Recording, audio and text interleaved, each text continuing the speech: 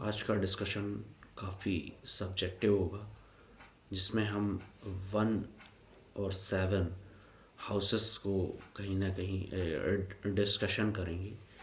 और कुछ त्रिकोण भाव होंगे, जिसमें अग्नि त्रिकोण भाव, मोक्ष त्रिकोण, ये कॉन्सेप्ट स्पेशली मैरिज को लेकर, बर्थ को लेकर, लीनेज को लेकर, ये हम इनका चेकआउट करेंगे। तो स्टार्ट करेंगे हम सेवन्थ हाउस से। सेवन्थ हाउस को हम कॉज ऑफ क्रिएशंस कह सकते हैं, क्योंकि कहीं ना कहीं जो मोस्टली प्रोबेबल जो कार्मिक डेड होता है वो सेवन्थ हाउस से, आपकी मैरिज से क्रिएट होता है, सेवन्थ हाउस में।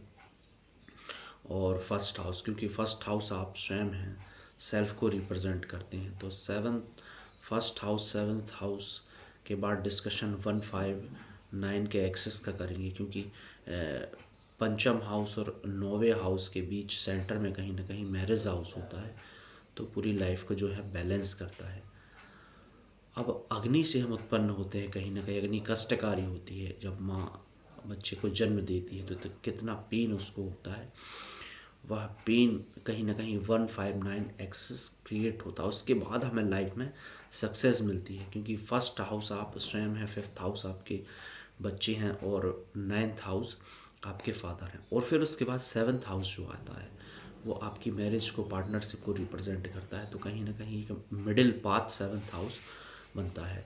कॉज ऑफ क्रिएशंस का ये कंडीशन है, यह क्रिएशन को बताता है। 1, 5, 9 एक्सेस कहीं ना कहीं पंचम से नवम, फर्स्ट से पंचम, पंचम नवम, नवम पंचम का जो कॉन्सेप्ट है वो लाइफ में न्यू डायरेक्शंस लेकर आता है। लेकिन नो पेन नो गेन का कॉन्सेप्ट यहाँ पे अप्लाई होता है। जब तक आप कुछ पेन नहीं एक्सेप्ट करेंगे कहीं ना कहीं, तो आपको गेन नहीं होगा। ये बहुत कुछ दे के भी जाता है ये सिचुएशन। तो फर्स्ट हाउस को हम यहाँ पर डिस्कस करेंगे। यह एक उगने वाला हाउस है। ये यहाँ पे जो उगते हुए ग्रह हैं वो अच्छा वर्क करते, जैसे सन और मार्स, सूर्य और मंगल, क्योंकि यह उगता हुआ भाव है और सूर्य पूर्व से निकलता है ईस्ट डायरेक्शन से, तो ईस्ट डायरेक्शन को रिप्रेजेंट करता है। जो कुंडली का फर्स्ट हाउस होता है वो पूर्व दिशा है। तो यहाँ पर सूर्य और मंगल बहुत बेस्ट प्लेसमेंट, अच्छा वर्क करते हैं। फर्स्ट हाउस में सूर्य एक्सॉल्टेड भी कहीं ना कहीं उच्च के होते हैं। उसके बाद 7th हाउस ठीक अपोजिट डायरेक्शंस का इसका हाउस होता है, वो ढलता हुआ भाव है।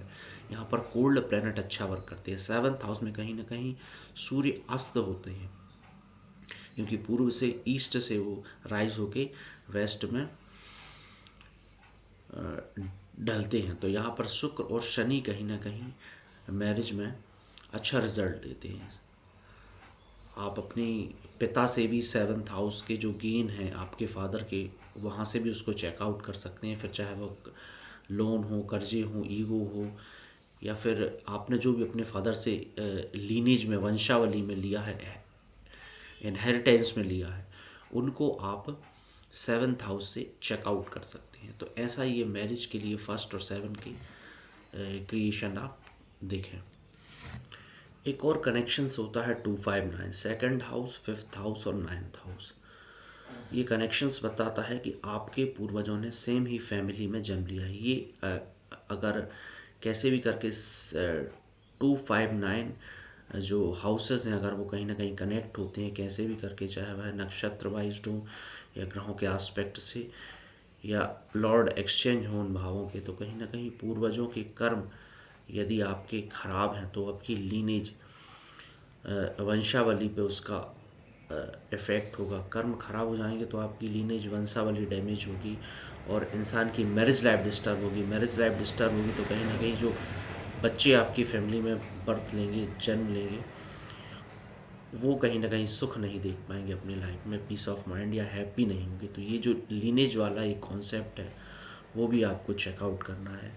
अब लीनेज में बहुत सी चीज़ें, क्योंकि कहीं ना कहीं डीएनए सिंक्रोनाइज होकर वो वंशावली में चीज़ें चली आती हैं। जैसे हम डिस्कस करते हैं कि ये इनकी फैमिली में पितृदोष है, ये वंशावलियों से चला आ रहा है, या कोई और भी कहीं ना कहीं जो एक नेगेटिव पॉइंट होते हैं, तो वो एक लीनेज वाली कंडीशन में डिफाइन होते हैं। तो 2, 5, 9 का जो एक्सेस है, second house, fifth house, 9th house का अगर कोई कनेक्शन बनता है, तो आप ऐसा समझना है आपको कि किसी पूर्वज ने आपकी फैमिली में पुनः जन्म, जैसे हम बोलेंगे, फिर से जन्म लिया है। सेवन्थ हाउस एक काम त्रिकोण का केंद्र स्थान भी होता है, क्योंकि फिफ्थ और नाइन्थ हाउस के बीच कहीं ना कहीं वह बैलेंस करता है।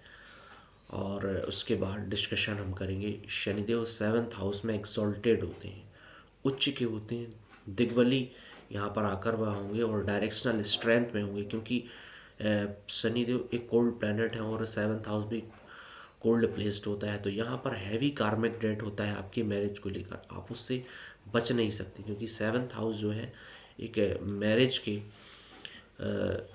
पर्सपेक्टिव से आपके कार्मिक डेट कहीं ना कहीं हैवी कार्मिक डेट को लेकर आता है, जो आपको क्लियर करना ही पड़ता है। फिर उसके बाद एक और कंडीशन होती है सेवन्थ हाउस में, कुछ राशियां अगर हैं तो आपको मैरिज में प्रॉब्लमेटिक सिचुएशन देखने को मिलेगी। वह राशि होती हैं 6, 8, 12। छठे नंबर की राशि कन्या राशि, वर्गो 8 स्कॉर्पियो वृश्चिक और 12 पाइसेस मीन।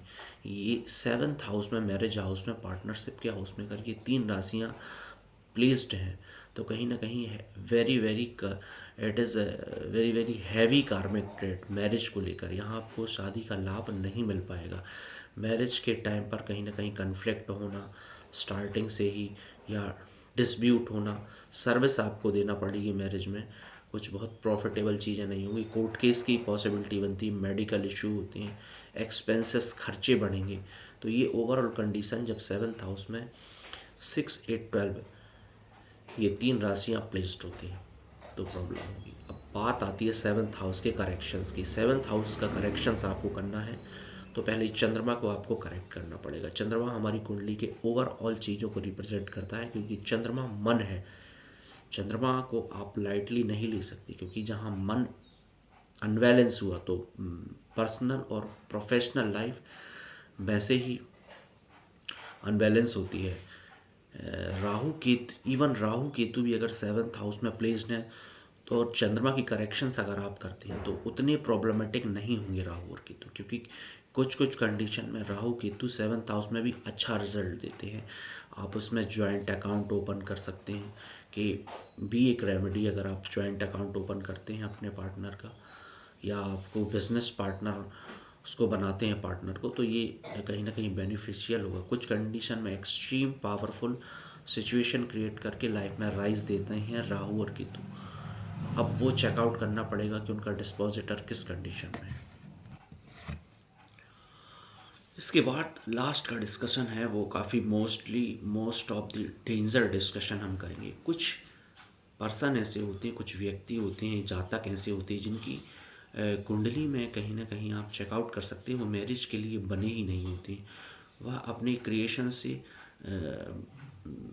पब्लिक को या इस समाज को कुछ ना कुछ देकर जाने वाले होते हैं। एक अलग डायरेक्शंस पाथ में उनकी लाइफ को अगर आप रन करते हैं तो एक क्रिएशन करके जाते हैं। वो कुछ हैवी पर्सनालिटी आप ऐसी देख सकते हैं, उनकी कुंडली में शादी की कोई मैरिज की कंडीशन ही नहीं होती।